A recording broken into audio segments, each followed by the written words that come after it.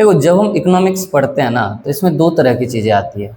एक होता है जिसको हम प्रूफ कर सकते हैं और एक होता है जिसके अंदर बहुत सारी चीज़ें ऐसी होती है जिसको प्रूफ करना मुश्किल हो जाता है। जैसे कि तुम्हारा जो लॉ ऑफ डिमांड है, लॉ ऑफ डिमांड में क्या बताया जाता है कि प्राइस घटने से डिमांड बढ़ जाता है और प्राइस बढ़ने से डिमांड घट जाता है। लेकिन ये बात हमेशा सच नहीं होती है। तो इस तरह के कॉन्सेप्ट को नॉर्मेटिव इकोनॉमिक्स बोला जाता है, जो कि पूरी तरह से हाइपोथेटिकल थ्योरी के ऊपर बेस्ड होता है। यानी कि लोगों को ओपिनियन होता है, इसमें इकोनॉमिस्ट का ओपिनियन होता है। लेकिन वहीं पे जब हम बात करते हैं पॉजिटिव इकोनॉमिक्स की, तो यहाँ पे चीज़ों को प्रूफ करना आसान हो जाता है। ये पूरी तरह से फैक्ट के ऊपर बेस्ड होता है। फैक्ट्स क्या?